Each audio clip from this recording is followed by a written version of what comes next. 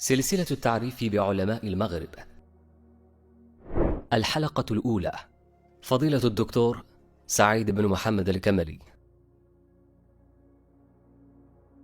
ولد الدكتور سعيد الكملي بمدينة الرباط سنة 72 900 وألف، من عائلة عريقة الحسب والنسب محبة للعلم،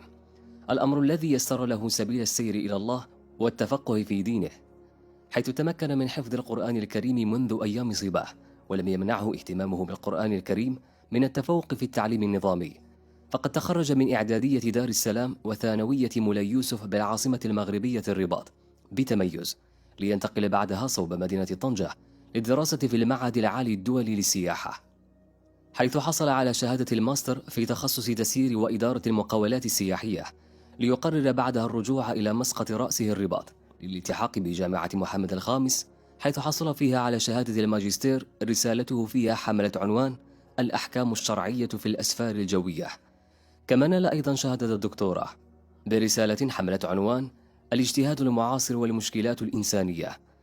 تتلمذ فضيلة الدكتور سعيد الكملي على يد ثلة من علماء بلاده كالأستاذ فاروق حمادة والأستاذ محمد الروقي والأديب مصطفى النجار، وكذا المحدث فضيلة الشيخ محمد الأمين بوخبزة، والذي أجازه في كتب السنة الستة.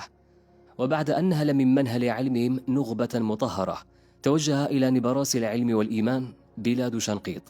حيث التقى هناك بثلة من الأفذاذ والجهابذة كالشيخ محمد سالم ولد عبد الودود والشيخ أحمد ولد المرابط، كما أجازه فضيلة الشيخ محمد الحسن الددو في الموطأ والكتب الستة ونظم الفصيح وألفية العراقية. ثم انتقل الشيخ بعدها إلى أرض الكنانة بغية لقاء علماء الأزهر الشريف ليغترف غرفة هنية من بحر علومهم، إلا أنه لم يمكث فيها طويلا، وأكمل المسير نحو بلاد الحرمين الشريفين، وهناك التقى بطائفة من العلماء الأجلاء، وعلى رأسهم العلامة بن عثيمين رحمه الله، والشيخ محمد المختار بن محمد الأمين الشنقيطي، والشيخ عبد المحسن العباد، والشيخ عطية محمد سالم. وبعد أن طاف الشيخ الأرض غربا وشرقا في طلب العلم وكان له ما أراد، قرر الرجوع إلى المغرب لتأدية واجب الدعوة والتعليم، فزكاة العلم بذله ونشره،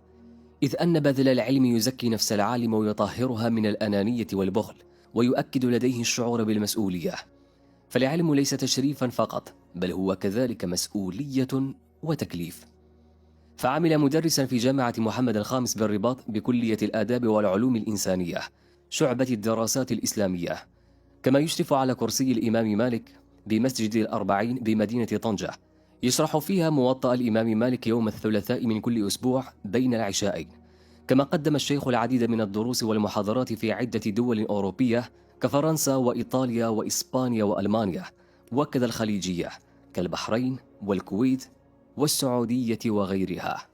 سهري لتنقيح العلوم ألذ لي من لثم غانية وطول عناق، وتمايلي طربا لحل عويصة أحلى وأشهى من مدامة ساق، وألذ من نقر الفتاة لدفها نقري لألقي الرمل عن أوراقي، لا أبيت سهران الدجى وتبيته نوما وتبغي بعد ذاك لحاقي، لا أبيت سهران الدجى وتبيته نوما وتبغي بعد ذاك لحاقي.